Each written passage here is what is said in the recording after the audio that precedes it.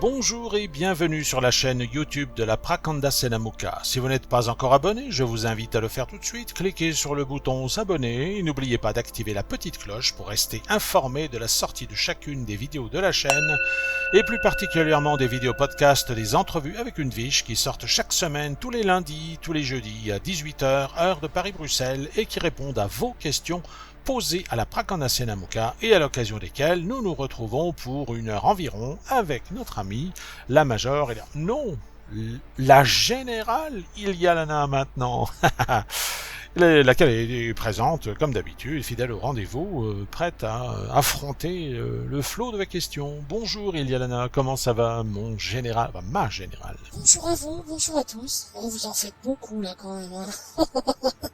Oh non, ça va hein, quand même, s'il vous plaît. Ah mais quand même, on ne devient pas général tous les jours, hein, vous vous rendez compte? Ah non, je suis absolument ravi, je suis sous le charme de cette promotion, de cette nomination.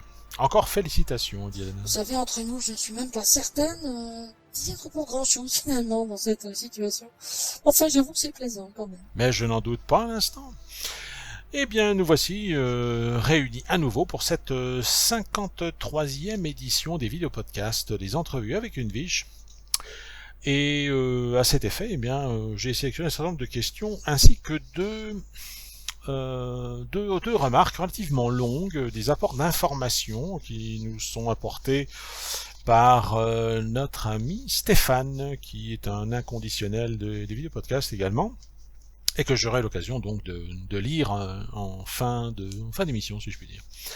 Voilà, bon, sans transition, on va y aller tout de suite, hein, comme ça on va essayer de respecter un timing tout en précisant quand même à ceux qui nous écoutent que, comme ils peuvent le constater, les problèmes techniques sont toujours pas réglés puisque nous faisons 2 enregistrements à la suite et que forcément entre les deux il ne s'est rien passé, hein, donc on espère pour la semaine prochaine que ça puisse aller mieux, à moins qu'autre chose intervienne entre temps. Nous ne savons pas, nous ne disons rien, nous restons confiants quoi qu'il en soit, et bien dans la perspective d'enregistrer cette 53e dans les mêmes conditions que la précédente, si tant est que ce puisse être gérable, eh bien je vous prie une fois encore d'accepter nos excuses et je vous remercie pour votre tolérance face aux résultats, disons, des problèmes qui se posent à nous.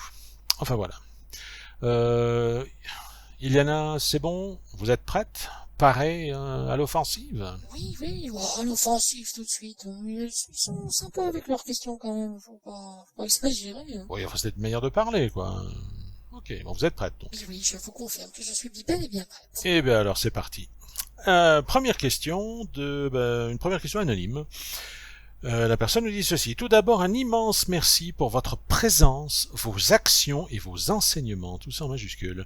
Je souhaiterais savoir et comprendre d'où viennent les voix que certaines personnes entendent ou canalisent de même. J'aimerais savoir pourquoi certaines arrivent à entrer en contact avec toutes sortes de mondes et d'entités pendant une méditation et d'autres pas du tout. Alors, pour donner un élément d'information complémentaire à la première question, qui pourrait être potentiellement corollaire à la première question, je pose la deuxième. Pouvez-vous nous parler de la schizophrénie? On comprend mieux le contexte, le cadre global. Alors, Iliana, on entend des voix, on est schizophrène, on est fou, allié, ou on est médium. On est quoi dans cette histoire, dans ce cas-là? Et puis comme ça, c'est vrai que c'est tout particulier. Bon, alors, tout d'abord, les voix que certaines personnes entendent. Ça dépend. C'est ce qu'on appelle la clairaudience, en fait. C'est une faculté une faculté naturelle a priori permettant à l'oreille astrale de prendre le pas sur l'oreille physique. L'une et l'autre sont connectées, sont quand même les oreilles, ce sont toujours les oreilles, mais les oreilles astrales forcément sont sur les plans subtils, puisque l'être humain est plongé dans les plans subtils en même temps que dans le plan physique qui en accueille le réceptacle qui fait la synthèse de tout ça. Et donc, si les gens entendent des voix, entre guillemets, soit de manière spontanée, Ça, c'est plus gênant. Par contre, soit en appelant les consciences en rapport, hein, on sait que telle conscience existe, on l'appelle s'il y a possibilité qu'elle vienne, ben, elle vient. Sinon, ben, pas forcément si elle n'a pas le temps. Ça nous est arrivé souvent à l'appel de médiums au sein du contexte de l'archi magistère, par exemple, de ne pas pouvoir. Donc, à la limite, on envoie quelqu'un d'autre, ou alors on dit, ben, on envoie un petit mot à l'oreille en disant, plus tard, pour l'instant, je suis occupé, c'est arrivé. Hein. Donc voilà, donc ça dépend des circonstances. Alors c'est vrai que le médium normalement est censé, le bon médium, channel quasiment, est censé avoir la maîtrise de sa capacité, c'est-à-dire de se fermer à partir du moment où il n'a pas envie d'être dérangé et de s'ouvrir si il appelle quelqu'un, etc. Ou si quelqu'un le sollicite. C'est un peu comme on sonne à la porte. Après, on va ouvrir la porte ou on n'ouvre pas. Hein. Voilà, donc il y a quand même différentes cas de figure qui se présentent. C'est vrai que pour les gens qui sont très très très sensitifs, qui sont clairaudients naturellement et qui ont un talent très fort, tout ce qui passe à leur portée de conscience, pas portée forcément physique, mais portée de conscience, est susceptible d'être perçu par le médium. Hein. N'importe quelle conscience qui passe et qui rencontre une autre, admettons, sur un plan de conscience précis, et qui discute, ça peut être en n'importe quelle langue perçue. En astral, quelle que soit la langue utilisée ou le mode de langage ou l'expression, tout est toujours compris dans sa propre expression personnelle. Mais si cette expression est perçue par un corps physique, on percevra à ce moment-là non pas la traduction de tout ça, mais le langage employé. Donc c'est pas évident comme histoire. Toujours est-il que le clairaudient est capable de percevoir l'équivalent des sons mais en astral. C'est un peu comme quand vous êtes en train de vous endormir, vous n'êtes pas tout à fait dans le sommeil, mais vous n'êtes plus à l'état de veille non plus. Et à ce moment-là, il vous arrive d'entendre des éclats de voix ou des gens qui parlent, ou soit ça vous réveille, soit vous allez plus loin dans le sommeil et ça disparaît et le cycle onirique commence à la limite. Mais c'est le même type de phénomène, c'est-à-dire que l'acuité de la conscience mentale baisse, l'audition mentale, si je puis dire, physique vraiment, baisse, et ce qui est encore perceptible à cet instant-là, c'est ce qui passe par l'oreille astrale. Alors effectivement, ça, c'est considéré comme étant de la schizophrénie. La clairaudience est clairement diagnostiquée comme de la schizophrénie. Alors il y a des phénomènes schizophréniques, il y a des désordres mentaux qui peuvent se produire. Mais sur la quasi-totalité des diagnostics de schizophrénie, il doit y avoir 90% de clairaudience. On parle de ça, mais enfin d'autres phénomènes, l'impression d'entendre des voix dans sa tête, ou de ne pas être... enfin bref, les phénomènes schizophréniques habituels. En fait, il s'agit véritablement de sensitivité subtile.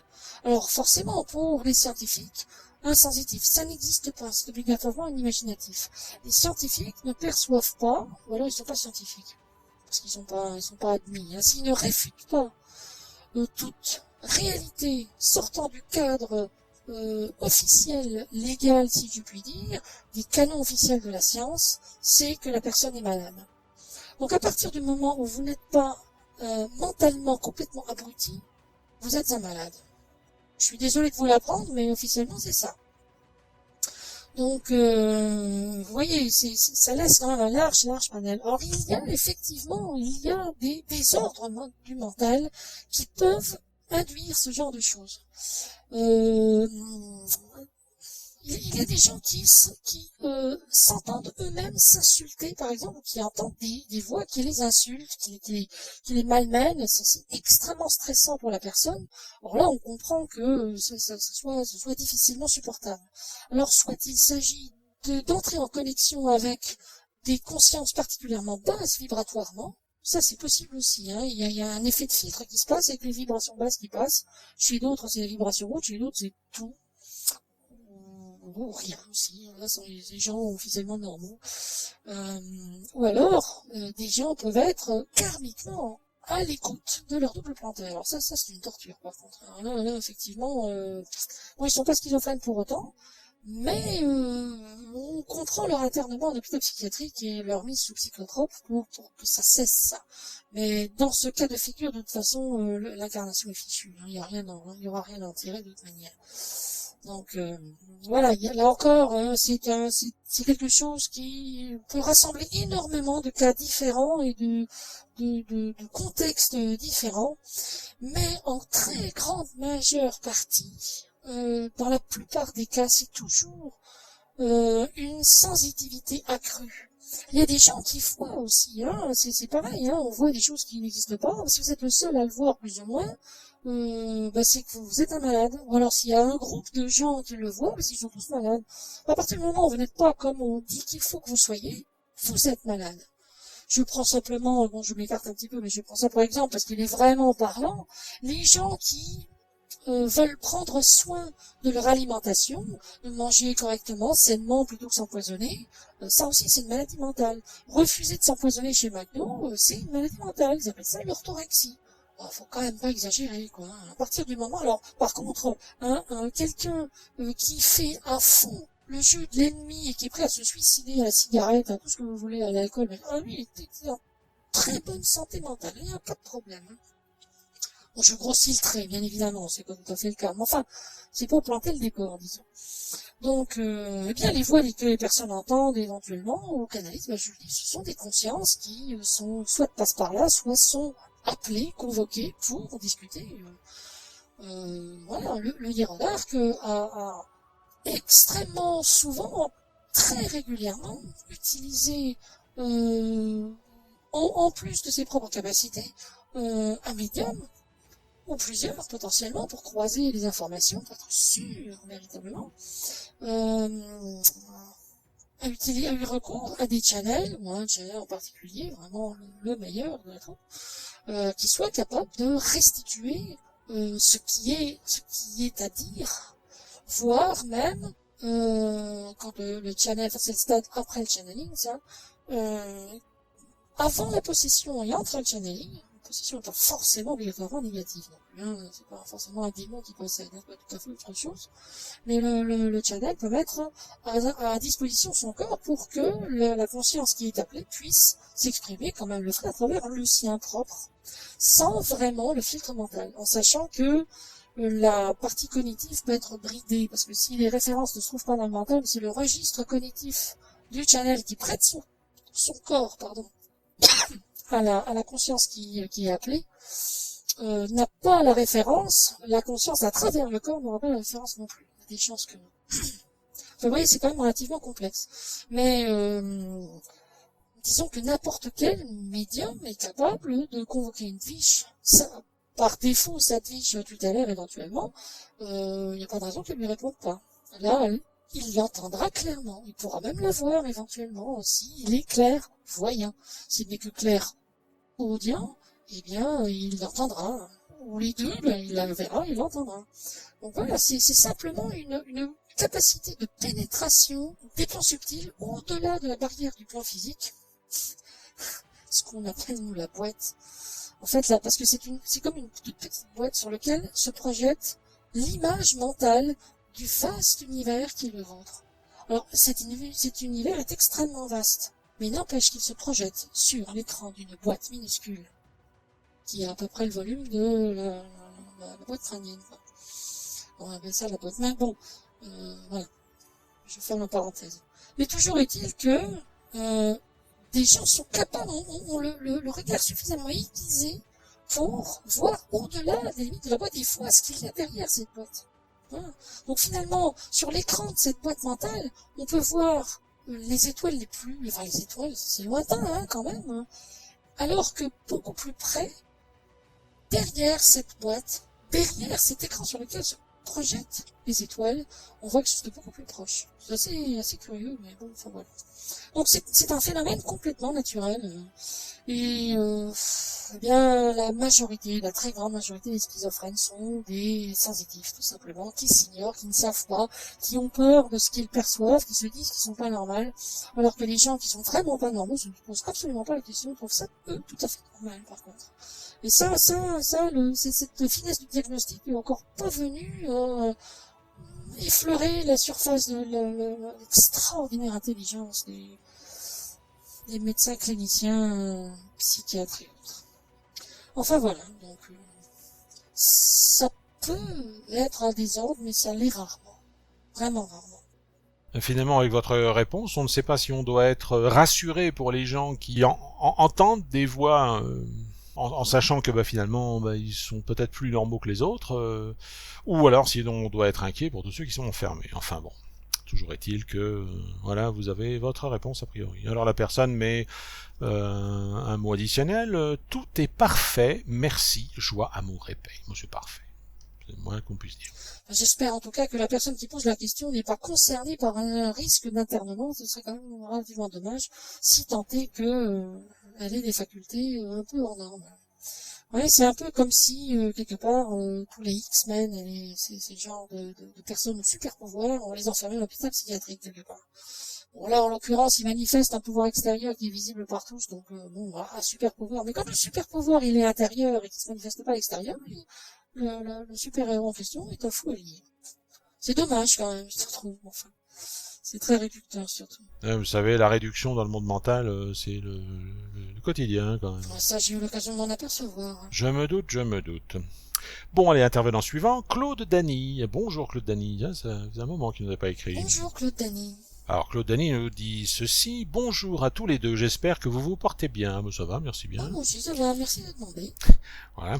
Alors, encore merci pour le temps que vous prenez pour répondre à nos questions. J'espère que ma question ne va pas déranger certaines personnes qui suivent ces interviews. Alors je me lance. Est-il mal de souhaiter la mort d'une personne qui nous fait d'un mal, que ce soit sur le plan subtil ou physique, surtout quand on sait que cette personne est à l'origine de certains de nos déboires en se disant que sa mort pourrait mettre un terme à ses actions sur nous. Attention, je ne parle pas de commettre un meurtre, ce n'est pas mon intention. J'espère pour vous quand même. PS, lors de la vidéo 45, une question vous a été posée sur la prière. Pouvez-vous nous transmettre le lien renvoyant aux 4 types de prières sur le site de l'Archimagistère? Je ne parviens pas à trouver ces éléments. Merci à vous. Bon, alors, Iliana, est-ce que c'est mal de tuer quelqu'un parce qu'il vous fait du mal? Alors dit comme ça, je crains fort que oui, hein, quand même. Oui. Alors il faut comprendre. C'est vrai que c'est un raccourci de l'esprit, un raccourci mental qui est quand même relativement facile, mais je comprends. Je comprends. C'est vrai quand on a quelqu'un qui vous persécute et que vous n'avez aucun moyen de vous en sortir a priori, c'est vrai que on serait relativement tenter facilement d'éliminer le problème plutôt que tenter de le résoudre. Surtout si, a priori, les tentatives de résolution ne fonctionnent pas. Ça, je comprends la chose.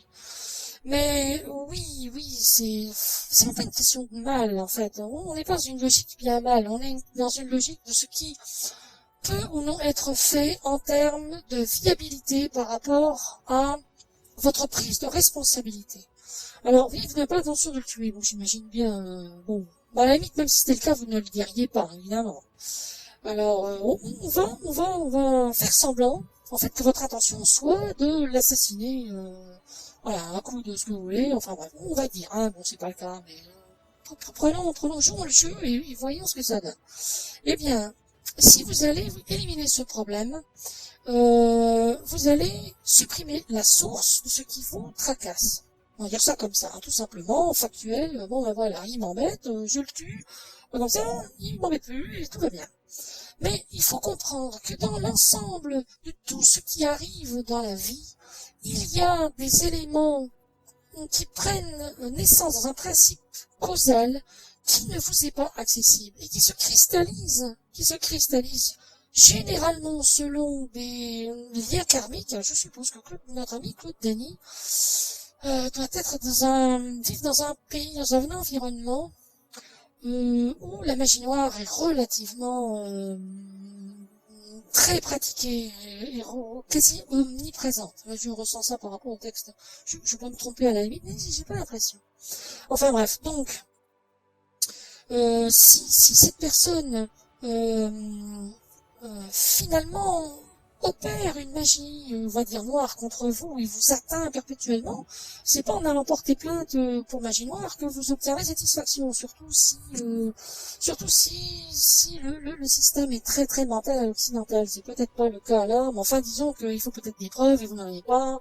Enfin voilà, donc c'est vrai que c'est difficile. Je peux concevoir qu'on si on puisse se sentir coincé et qu'on ait envie d'être soulagé et d'éliminer le problème.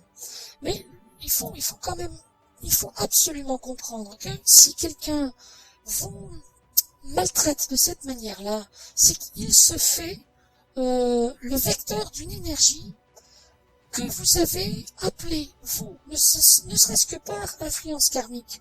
Je veux dire par là que si vous prenez l'envie et d'éliminer cette personne et que vous le fassiez, hein, voilà, vous tuez, il est mort, vous l'enterrez, personne ne sait où il est, vous n'êtes pas soupçonné, sa disparition est un mystère, on ne trouve pas le corps, tout va bien pour vous.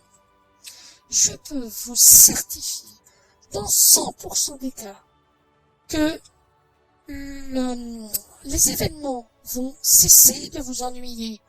Le temps que les éléments en cause se réorganisent, et automatiquement va réapparaître quelque chose qui va vous ennuyer au moins autant que lorsque cette personne faisait de la magie noire sur vous, par exemple. On va dire ça, ça peut être n'importe quoi d'autre. Hein.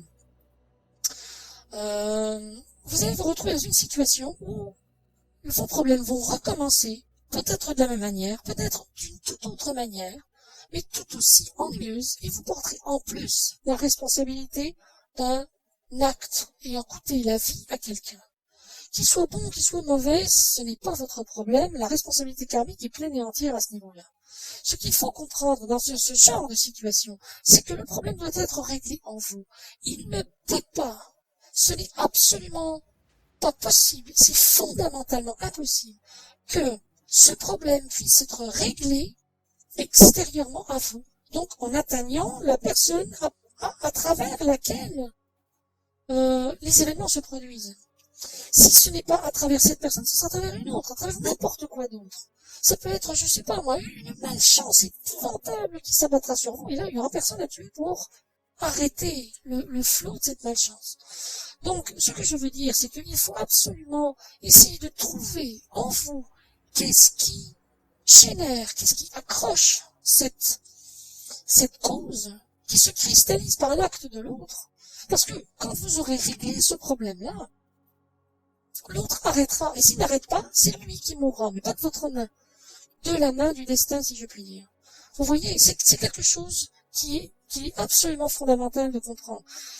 Sans aller si loin jusqu'au meurtre, jusqu'à la persécution des gens par d'autres gens, ce qu'il faut comprendre, c'est que dans ce processus-là, vous êtes au centre d'une problématique qui trouve obligatoirement son origine en vous. Et les événements que vous subissez sont une réponse à l'activité de ce problème en vous. Tant que ce problème est en vous, il y a réponse extérieure. Obligatoirement, il y aura réponse. Si vous éliminez le vecteur de la réponse, ça créera un autre, automatiquement. Si vous, je sais pas, il y a une fuite d'eau, vous mettez la main, ben c'est bien, vous pouvez mettre la main, ça va calmer un petit peu, et puis la pression va augmenter, et puis ça va continuer à se déverser autrement, mais c'était pas une solution. Vous pouvez prendre le marteau et taper sur l'endroit où il y a une fuite, ça coulera quand même. C'est pareil, c'est exactement la même chose. Donc il faut que vous trouviez absolument intérieurement, si c'est votre cas, supposez que ce soit votre cas, si c'est un simple objet de curiosité, bon ben c'est pour votre culture personnelle, mais si vous êtes dans une situation comme ça, eh bien, il faut absolument que vous trouviez qu'est-ce qui en vous génère cette énergie-là, quel est ce problème qui crée cet écho extérieur qui vous embête à ce point-là, parce que ce truc-là est là pour vous embêter extérieurement. Tant que vous verrez des solutions dans le traitement des causes extérieures, soi-disant causes, ce qui sera en vous sera dissimulé et pourra continuer sans qu'il y ait la moindre chance de faire stopper ces événements, quels qu'ils soient. Donc, cette solution, elle ne peut être que intérieure. Elle ne peut exclusivement que fonctionner, qu'être souveraine et stopper définitivement la source de vos problèmes, que ça passe par Pierre, Paul, Jacques ou autre chose, en déracinant la cause de ce problème en vous. Je ne sais pas ce que c'est, je ne peux pas vous le dire, je sais même pas qui vous êtes finalement, j'ai juste un nom. Mais ça fonctionne toujours comme ça, toujours, absolument toujours, et sans la moindre exception. Donc, non, tuer quelqu'un pour régler le problème ne règle absolument pas le problème. Ça va vous en causer d'autres supplémentaires en simplement déplaçant le problème, en faisant en sorte que finalement vous soyez embêté d'une autre manière, en plus des embêtements que vous rapportez l'acte commis du meurtre, en l'occurrence. Voilà. Je sais, c'est épineux, hein, ça a l'air tordu comme ça, mais je vous garantis, il n'y a pas d'autre moyen que de régler ce genre de problème en soi. Et quel que soit le problème, hein, vous avez, je ne sais pas moi, je sais pas, n'importe quoi, vous avez un problème avec un collègue de travail, ou un membre de votre famille, vous boit froid, mais rien que ça, hein, ou vous reproche des choses que vous n'avez jamais faites, c'est récurrent, c'est un problème qui a son écho extérieurement, mais c'est pas en tirant sur l'écho que vous réglerez le problème de ce qui émet la voix à l'origine, et ça, c'est toujours intérieur. Il faut que vous cherchiez intérieurement, à l'intérieur de vous. Vous le trouverez peut-être pas comme ça. Mentalement, c'est pas facile de mettre la main dessus. Mais n'empêche que l'origine, elle est intérieure. Je vous dirais bien, dans ce cas-là, faites le RIMIC, mettez en application le RIMIC. C'est entre autres une des attributions de ce travail. Bon, après, je dis ça, je dis rien, c'est pareil, hein. Mais ma réponse à votre question, c'est non, ce n'est pas une solution, ce n'est absolument pas une solution malgré les apparences, ce n'est que la solution intérieure pour un problème qui est intérieur, il est en vous, il n'est pas à l'extérieur.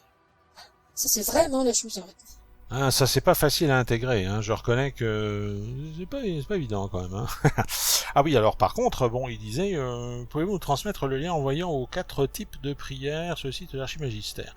On fera la recherche, on mettra en commentaire de la vidéo l'adresse qui... Non, pas besoin de mettre l'adresse reçue, vous pouvez la mettre si vous voulez, hein, pour rappel. Mais moi je l'ai en tête, hein. C'est sur le site de l'Archimagistère, dans le menu principal, c'est quelques sujets d'ésotérisme traditionnel, la page, quelques sujets d'ésotérisme traditionnel, onglet analyse d'une action magique. Il y a 2 occurrences là-dedans, 2. Donc vous trouverez les choses là. Bon, on mettra l'adresse de toute façon, ce sera plus facile à trouver. Mais comme ça, vous n'aurez pas besoin de chercher. Bon. Oh, bah c'est sympa de penser à ma place et de chercher à ma place, enfin de trouver à ma place. Merci beaucoup, Elena, merci. Je vous en prie, plaisir. Et ben voilà, Claude, Dany, vous avez toutes vos réponses. Alors, intervenante, Louise. Bonjour Louise. Bonjour Louise. Alors aujourd'hui, Louise nous dit ceci. Bonjour à tous les deux. J'aimerais savoir comment maîtriser mes pensées, chose que j'ai vraiment du mal à faire. Ah ben ça, je vous comprends.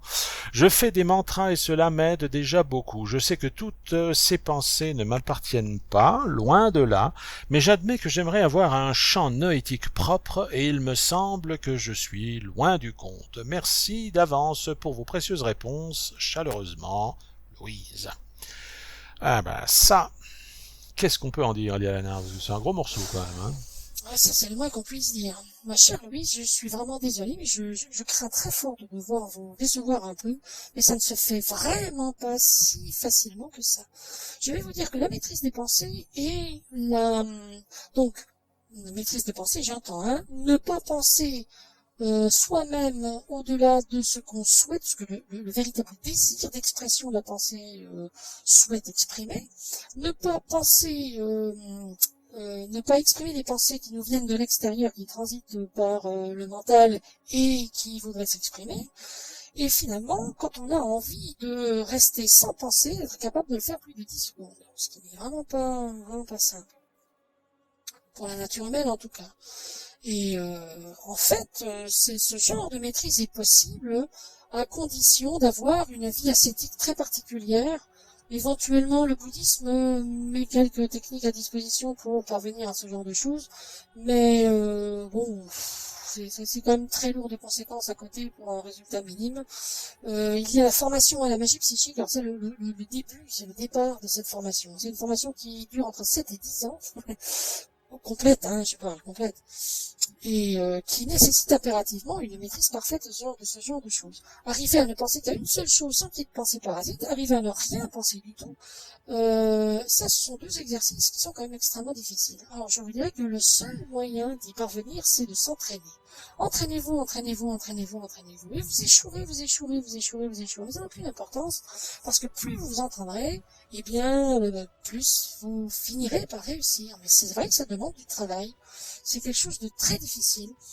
C'est très difficile à l'état adulte quand on n'est pas, quand on n'a pas suivi l'entraînement en rapport en étant petit. Ça, c'est quelque chose qui devrait être appris à l'école, voire que les parents devraient enseigner à leurs enfants en étant capables eux-mêmes déjà, hein, ce qui n'est pas évident non plus. Il faut bien commencer à un moment ou à un autre.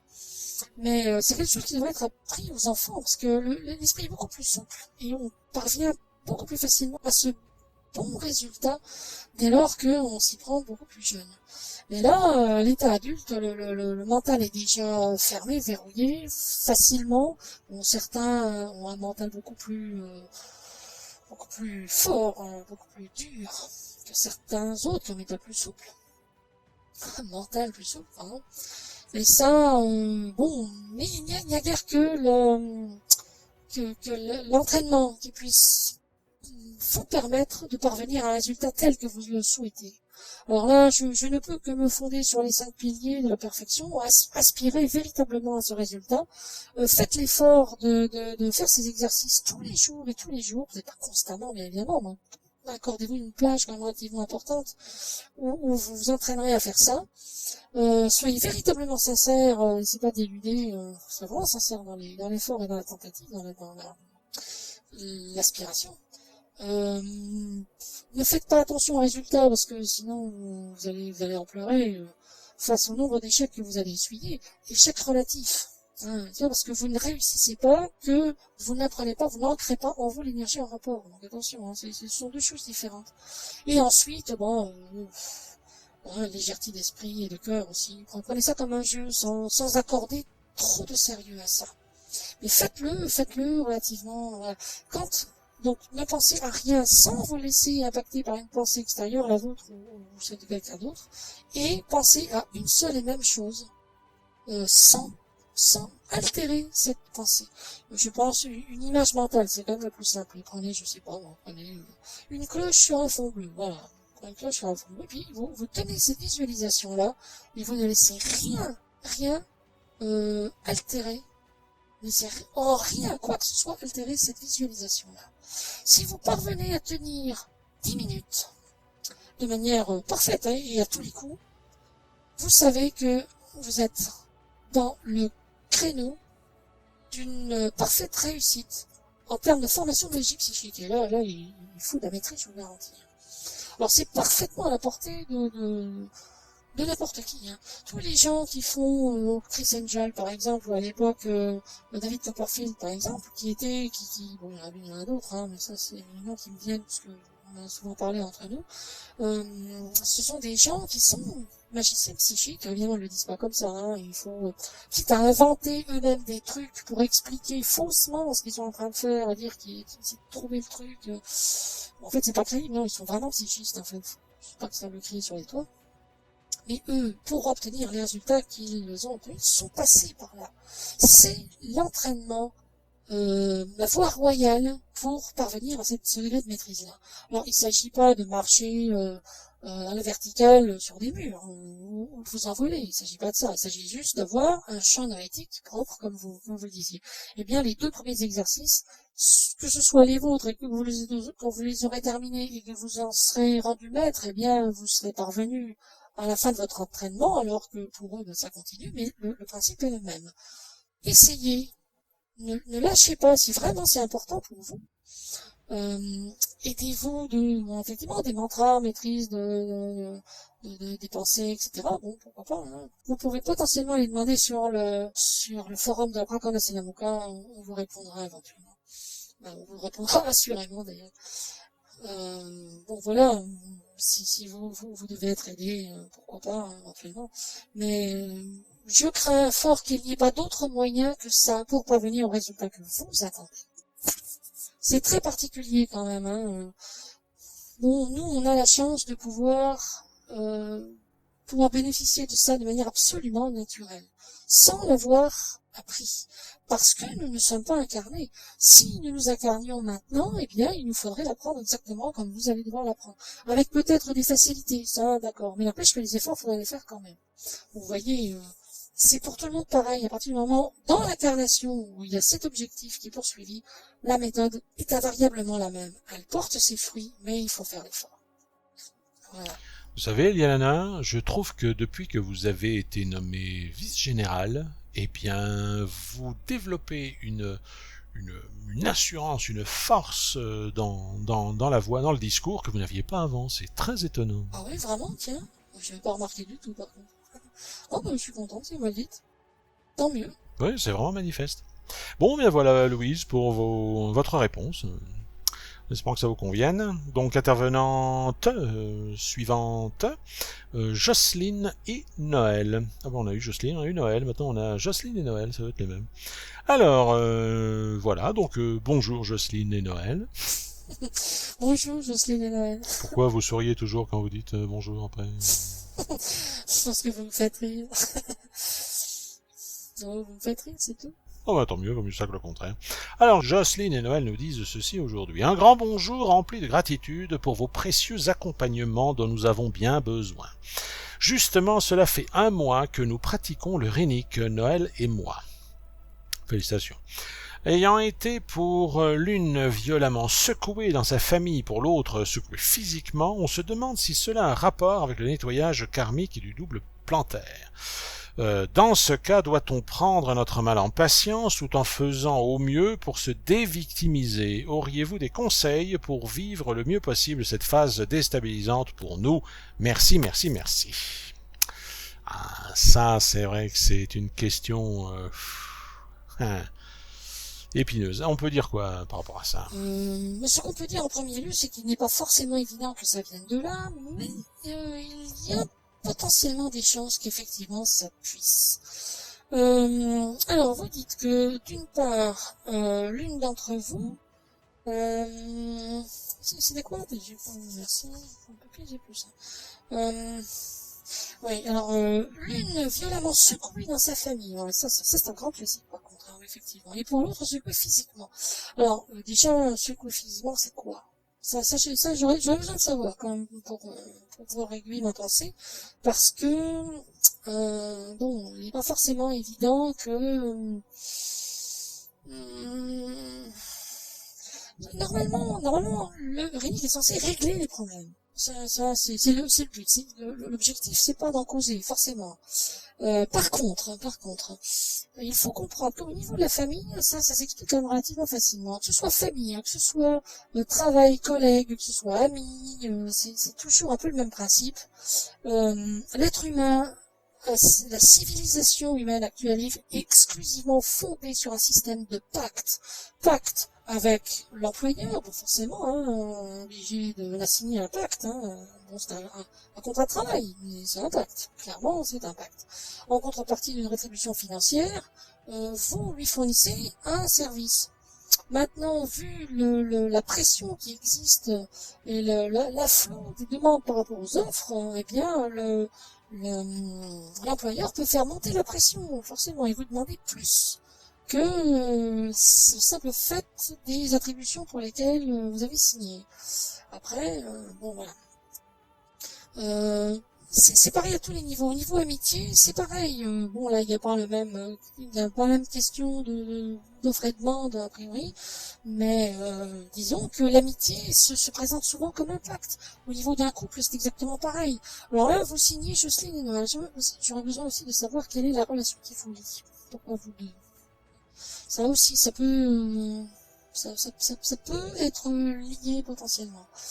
Pas obligatoirement, mais possiblement. Ça pourrait compléter ma réponse, disons de manière utile.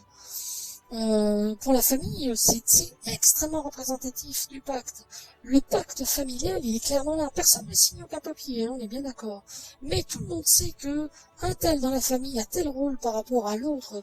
Les enfants par rapport aux parents, par rapport aux oncles, par rapport aux grands-parents, par rapport aux cousins, par rapport aux frères, aux sœurs.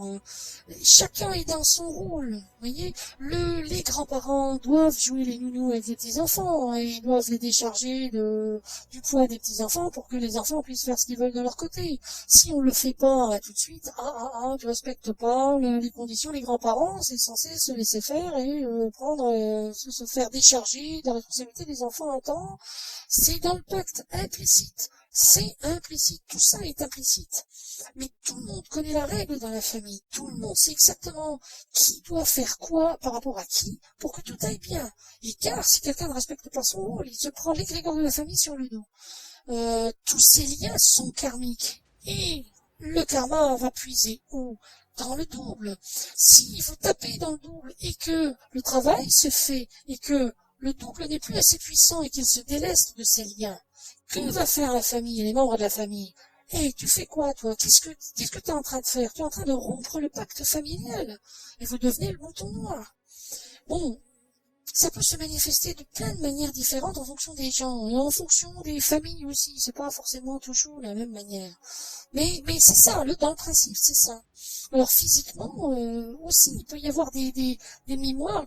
Vous avez peut-être pris un accord avec votre double pour que en contrepartie de quelque chose dont vous n'avez pas conscience, il vous laisse tranquille au niveau santé. Si vous allez taper dedans, vous rompez le pacte, donc lui n'a plus la faculté de toute façon de tenir sa propre position, et de toute façon il essaiera de vous faire payer le fait, ce qu'il estimera être une trahison, en essayant de le dégénérer, puisque son objectif à vous, c'est vous faire couler au final. Donc, si vous respectez pas le pacte, alors il respecte plus le sien non plus, forcément, les ponts sont coupés, c'est déclaration de guerre, et là, ça peut être problématique, parce que si vous avez une déficience physique, qu'il prenait en charge pour que vous ne ressentiez rien, en contrepartie de l'énergie que vous lui donniez pour qu'il puisse agir de son côté. Vous voyez, tout cet enchevêtrement. Donc tout dépend quel est le pacte que nous nouez avec le double, par exemple. Parce que c'est quelque part ça. Vous pouvez même signer un pacte avec vous-même. C'est dingue. Mais une partie de vous va signer un pacte avec une autre partie. C'est une possibilité aussi. Ça, on l'a déjà vu. Donc, j'ai pas suffisamment d'informations pour savoir exactement ce qui s'est passé. Mais, il est possible qu'effectivement il y ait quelque chose de cet ordre-là. Il est relativement probable que ce soit la mise en exercice du Rénic qui fasse ça. Tout dépend de la profondeur des pactes entretenus. Ça c'est quelque chose auquel il faut faire vraiment très attention. Alors on peut dire, finalement, régler le problème est tout simple, il suffit d'arrêter de faire le Rénic. Alors oui, d'une certaine manière, c'est vrai, ça va certainement régler tous les problèmes. Les gens de votre famille, vont vous sauter au cou, et puis, vous aurez plus mal, et puis, c'est formidable, hein. Qu'est-ce que j'ai bien fait d'arrêter, finalement, j'aurais mieux fait j'aurais mieux fait de toujours arrêter le Rénic. Ça y est, ça aurait toujours été formidablement bien. Oui et non, parce que le double sait maintenant que vous savez qu'il existe. Vous savez qu'il a une capacité d'emprise sur vous. Et pour éviter de risquer de retomber dans vos filets, si vous arrêtez ça, il va se renforcer et il va profiter de cette force pour non seulement se venger de votre action contre lui, mais faire en sorte que vous ne repreniez jamais ça. Et là, ça peut être problématique. Alors que si vous continuez, vous allez diminuer sa charge, sa possibilité d'action sur vous, sa possibilité d'action sur le double des gens qui vous entourent.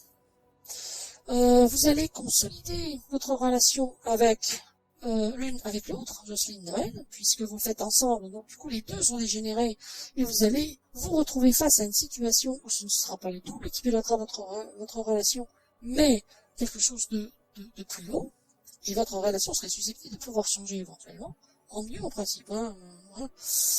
Et voilà.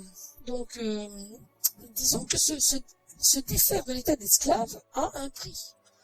Tout dépend véritablement ce que vous voulez. Est-ce que vous voulez être esclave tranquille, ou est-ce que vous voulez vivre une vie de liberté, mais peut-être plus héroïque, pour le coup. Il ne s'agit pas de cumuler tous les malheurs du monde, c'est pas du tout l'objectif, c'est pas comme ça que ça va se passer, forcément, sinon ça servirait franchement à rien.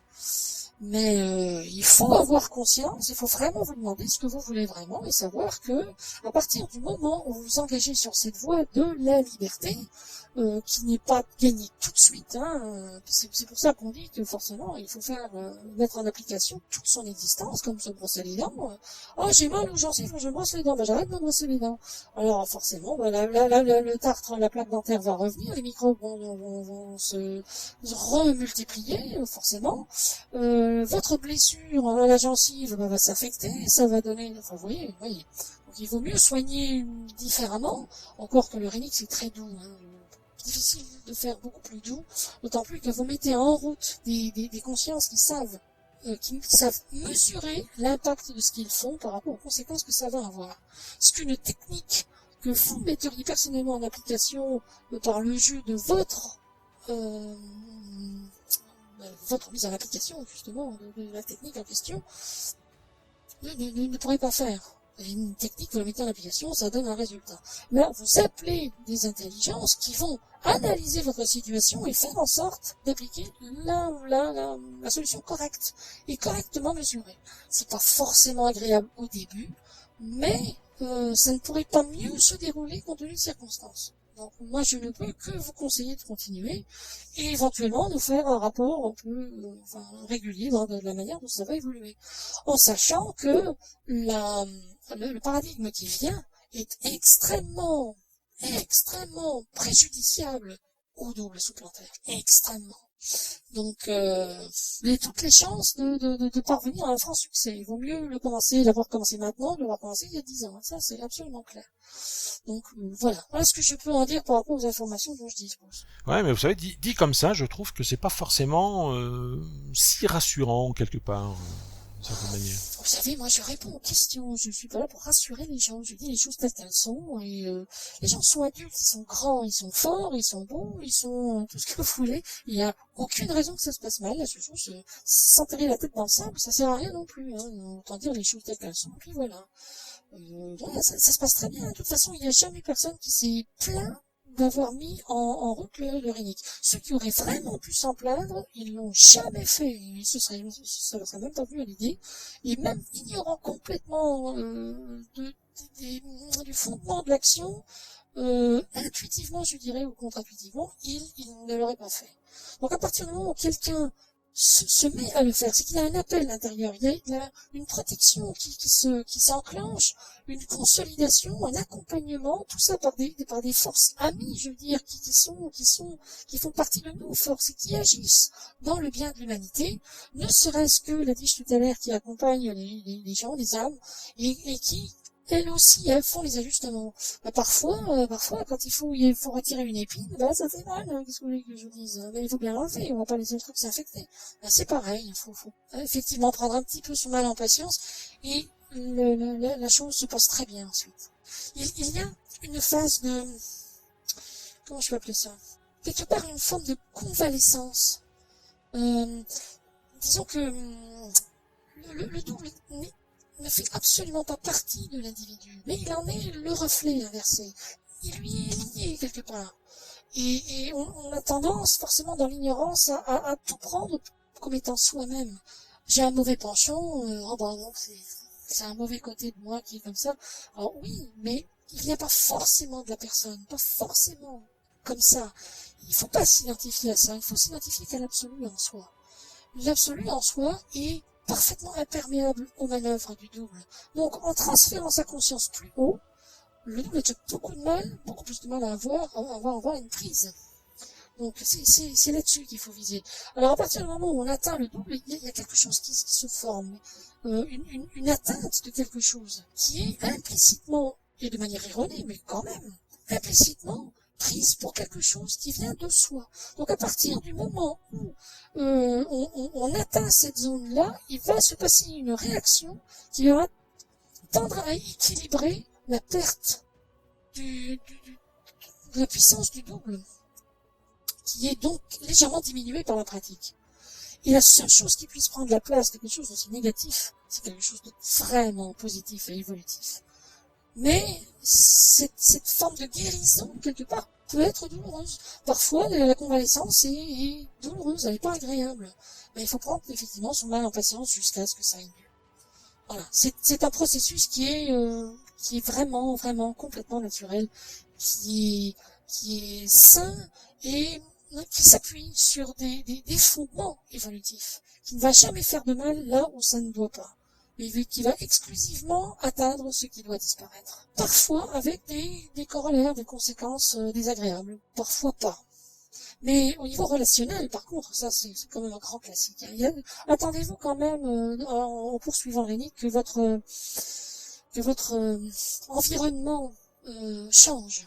Vos amis risquent de changer. Des choses vont changer. Certains vont s'éloigner de vous, d'autres vont se rapprocher. Ce sera forcément pour le meilleur pour vous, obligatoirement.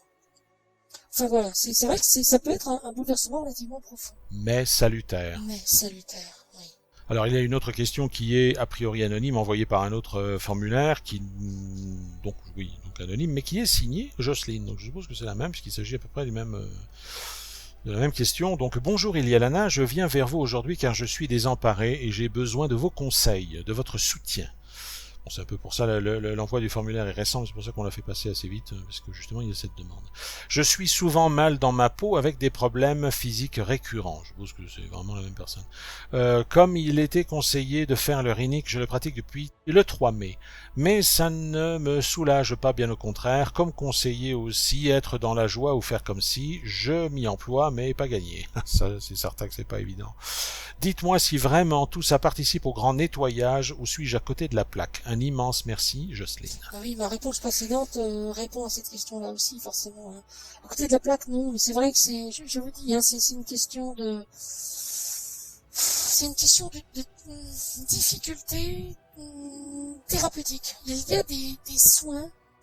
a des soins qui sont douloureux. Ils sont pas tous forcément agréables, c'est pas de la médecine de confort.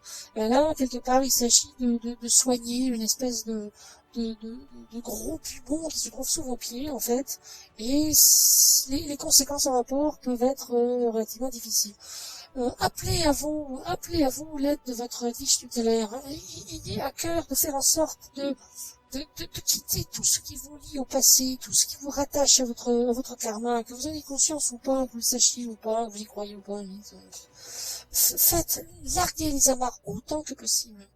Il y a ce phénomène d'écartèlement qui risque d'être difficile à vivre à partir du moment où on est vraiment rattaché à des choses du passé, à des vieilles valeurs, d'anciennes références qu'on n'arrive pas à quitter, des choses obsolètes qui font de la peine, dont il fait de la peine de se séparer, enfin vous voyez, ce genre de choses. Je l'ai dit et redit, mais c'est vraiment important, on est vraiment au moment crucial maintenant, où il faut vraiment faire ce travail-là. Donc franchement, ça ira mieux après. Mais tenez le coup et larguez toutes les amarres. C'est vraiment le meilleur conseil que je puisse vous donner. En tout cas, Jocelyne, nous vous souhaitons, Iliana et moi, et ceux qui sont ralliés à notre cause, eh bien, nous vous souhaitons vraiment bon courage, tenir le coup, implicitement, de manière ténue, mais nous sommes là, nous sommes derrière, véritablement derrière tous ceux qui tiennent leur position, parce que nous nous retrouverons tous de l'autre côté ensuite. Franchement, tenez votre position. Nous sommes avec vous, nous vous soutenons, nous sommes là. Bon courage, franchement, courage. Oh. Quoi, ouais. Bah, figurez-vous, j'aurais pas dit mieux moi-même. Non, mais c'est vrai, effectivement. Je confirme les propos. Jocelyne, on est avec vous. Votre tige tutélaire, c'est ma sœur. Elle est ma sœur. Faites-lui confiance. Appelez-la à l'aide. Demandez l'aide de toutes les forces disponibles. Vous verrez, ça ira mieux. En tout cas, on vous le souhaite du fond du cœur. Allez, on passe maintenant à Stéphane. Ah, Stéphane, voilà, Stéphane, alors, qui nous a envoyé qui nous a envoyé non pas un formulaire de questions, mais un message, enfin 2 messages en fait en l'occurrence, dont je vais vous faire lecture, donc il n'y a pas vraiment à y répondre a priori. Mais bon, il tenait à témoigner de quelque chose. Enfin, on verra. Hein. Je vous lis ça. Je suppose que vous interviendrez, Elialana, quand même, malgré tout, par rapport à la teneur du message en question, en tout cas du premier. Et on va voir ce que ça va donner. Ok, j'écoute ça avec attention. Ah, bonjour Stéphane. Effectivement. Bonjour. Ceci n'est pas à proprement parler une question, elle concerne la première question posée de la vidéo podcast numéro 47, question qui est essentielle et cruciale à mon humble avis. Il semblerait, d'après ma compréhension de la vidéo, que le terme « fraude du nom légal », décidément ça fait couler de l'encre ça, n'a pas été interprété dans le même sens que la personne qui a posé la question, si je puis me permettre respectueusement de faire remarquer le sens et l'explication de ce terme, n'ayant pas la prétention d'en connaître tous les tenants et aboutissants, mais ayant découvert et étudié cela depuis un certain nombre d'années, cela m'a valu de me défaire de certains soucis juridiques plus facilement. Eh ben tiens donc quand même. Je m'explique. L'ennemi, dans sa plus grande malveillance, a mis en place cette immense fraude afin de parfaire des siècles d'esclavagisme et de contrôle de l'être humain, et ce, au moment de la modernisation de nos sociétés et de la mise en place progressive des documents administratifs sur l'étendue des territoires étatiques du monde. Cette fraude consiste à subtiliser le nom naturel de l'être vivant et à le remplacer sur l'acte de naissance par le nom d'une entité juridique appartenant à l'État qui porte le même nom que nous, mais qui s'écrit en lettres capitales, qui provient de capitis deminutio, le droit romain désigné par l'expression caput. D'abord les personnes, homo, même les esclaves, servile caput, et par extension la personne juridique constituée par l'ensemble de ses droits, capitis deminutio maxima. On dirait une formule magique d'Harry Potter. Perte totale de personnalité civile. La signature du ou des parents au bas de l'acte de naissance vaut comme reconnaissance de cette entité juridique appartenant à l'État, quasiment chaque État du monde procède de la même manière, et vaudra pour toute démarche à l'avenir dans la vie de la personne concernée.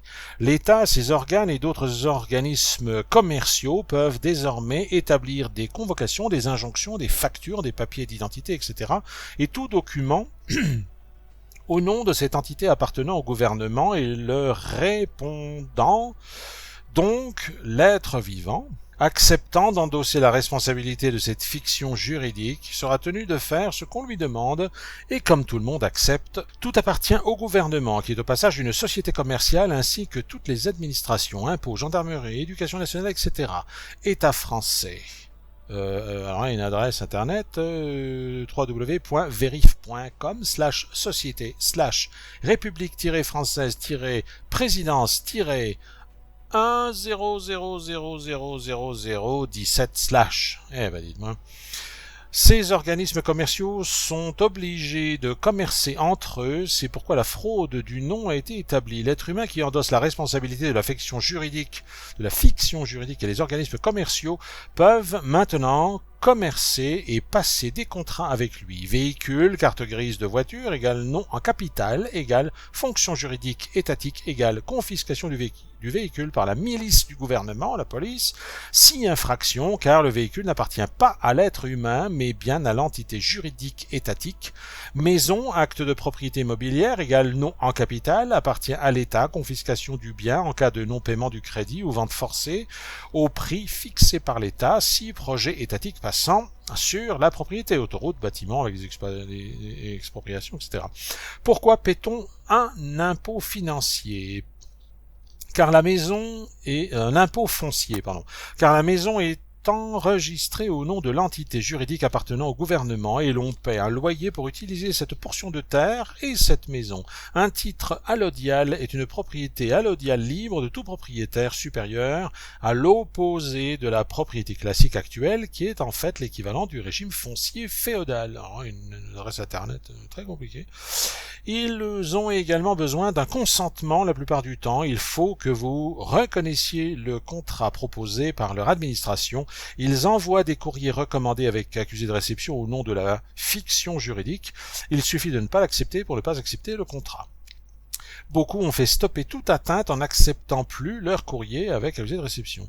Il faut savoir également, il faut aussi refuser le courrier avec accusé de réception et considéré comme ayant été reçu en France. Il faut savoir également que pour les administrations, un coup de fil décroché par vous, l'entité juridique, il demande toujours votre nom et prénom, ce qui correspond à l'entité juridique, vaut comme contrat tacitement reconnu. Le fait de ne pas répondre à leur service au téléphone ne vous engage donc pas. Le fait également de se faire contrôler par un policier, milice commerciale de l'État, en donnant votre carte d'identité, vous acceptez les termes du contrat proposé et ils pourront faire ce qu'ils veulent. Bien que même en refusant, ils peuvent faire ce qu'ils veulent, car ce sont des tortionnaires.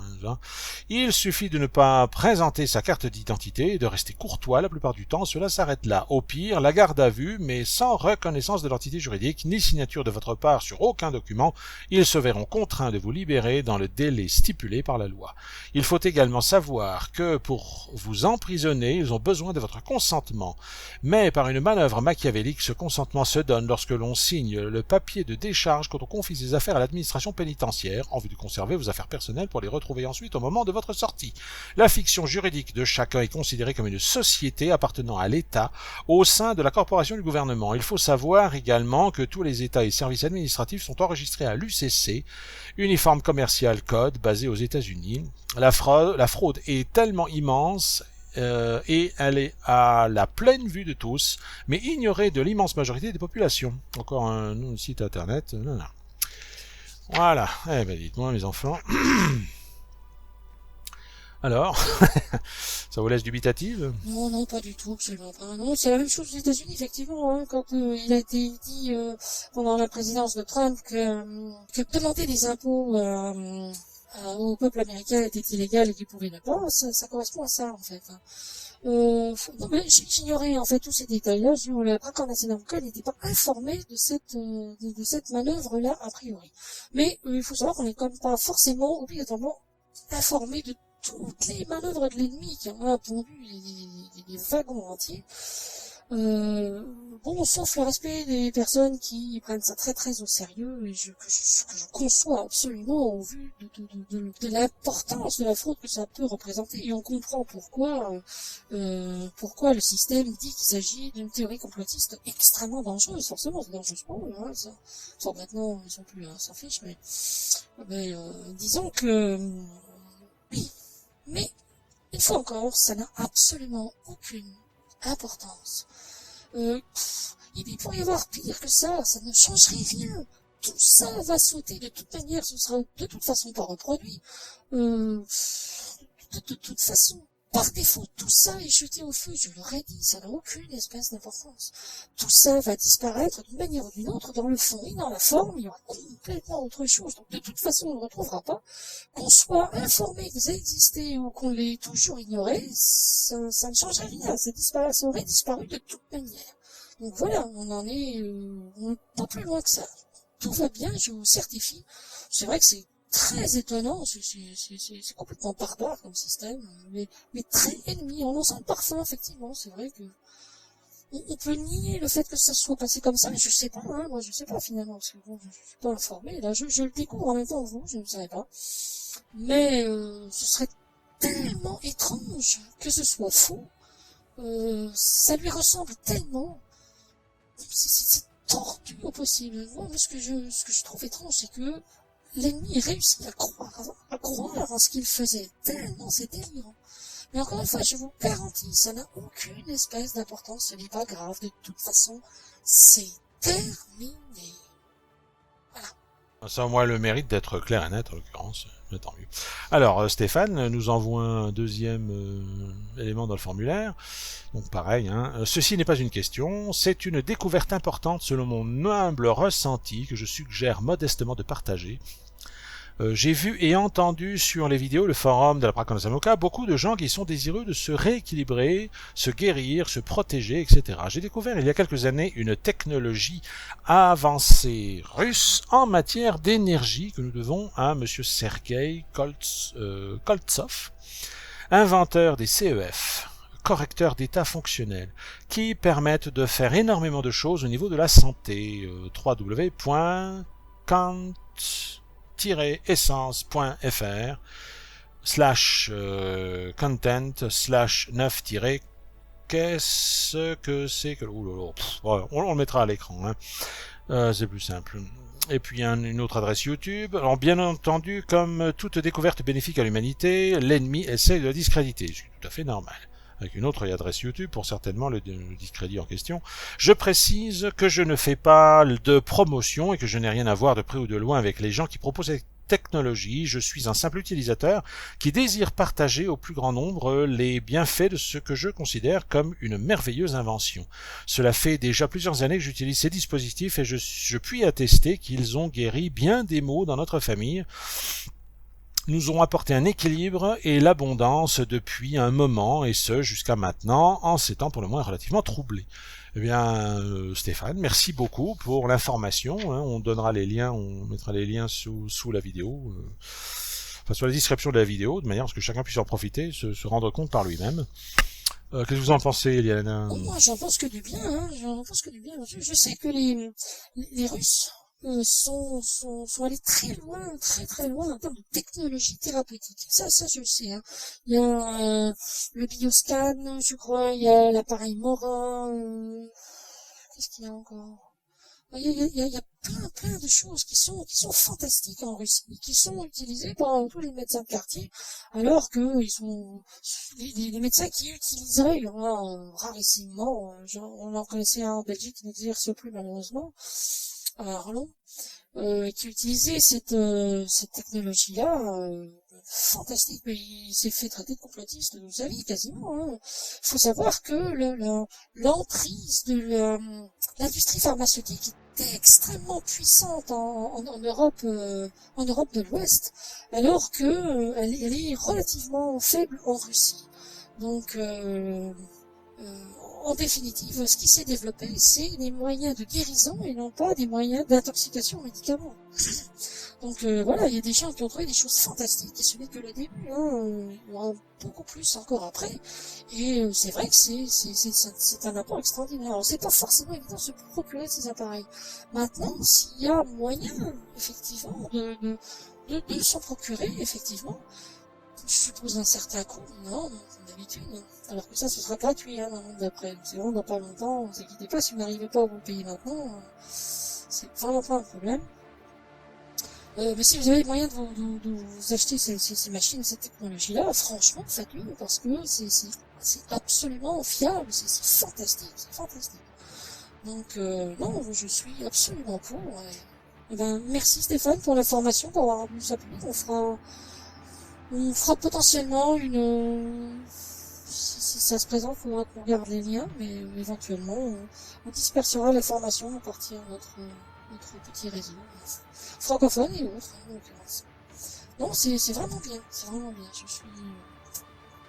Merci en tout cas pour l'information. Ah ben voilà, c'est que les bonnes nouvelles. Merci Stéphane, effectivement, pour l'information. C'est vraiment, c'est tout à fait gentil de votre part de nous avoir soumis. Hein, franchement, merci beaucoup. Voilà, donc bon, dernière question aussi, dernière question de Philippe Auger apparemment. En vue des changements à venir, l'humanité devra-t-elle d'un seul coup enlever sa vieille peau Myth-Use? Alors là, j'avoue, j'ai sélectionné la question parce que ça ne me dit rien du tout. J'ai regardé Myth-Use sur internet, j'ai pas trouvé, je ne connais pas, j'ai pas la référence. Vous connaissez, Nialana? Là, comme ça, je ne sais, non, ça me dit rien du tout, je n'ai pas la référence. Ça s'écrit comment? Myth en français, et puis use en anglais.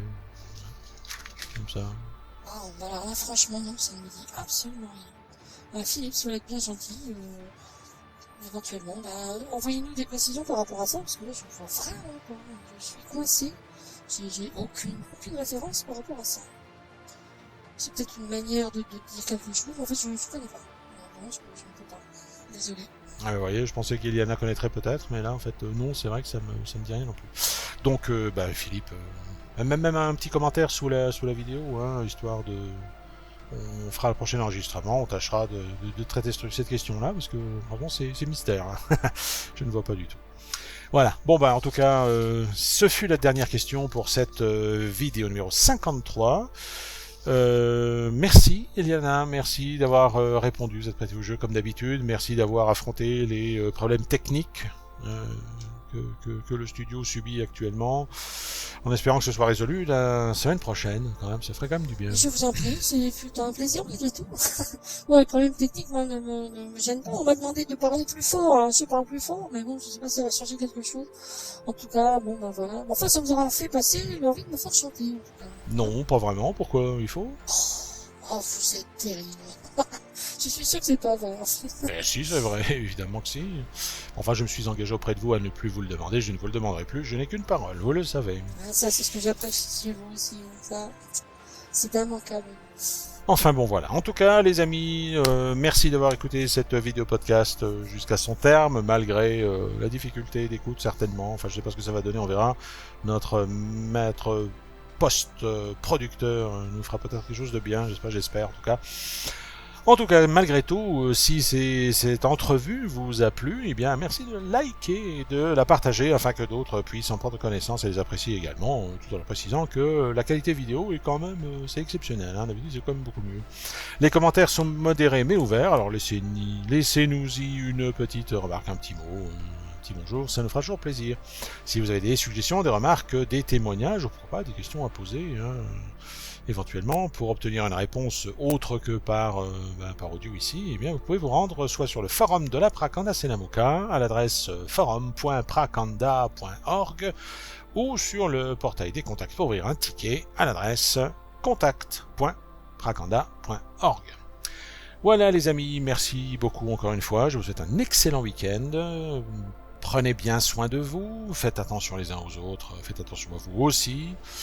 Et je vous donne, pour ma part, rendez-vous, si on veut bien, lundi prochain. Avec vous, Iliana, comme d'habitude, n'est-ce pas? Général, Iliana. Oh là, ça fait bien quand même. Hein. Et vous la portez bien, la tresse. Allez, Iliana, je vous fais une grosse bise. Je vous remercie beaucoup pour vous être prêté à ce jeu, malgré vos nouvelles responsabilités. En tout cas, qui ne vont pas, a priori, poser préjudice à la continuité de ces vidéos podcasts que tout le monde apprécie. Tous ceux qui les regardent. Merci. Je vous en prie, c'est un plaisir, comme d'habitude. Bon week-end à vous aussi, bon week-end à tous ceux qui nous écoutent. Et à bien la prochaine, sans faute. On va qu'on est basculé, hein, là, évidemment. Mais non, je dis rien. Ah, il y a la mystérieuse. Allez les amis, un bon week-end, portez-vous bien et à tout bientôt. Allez, ciao.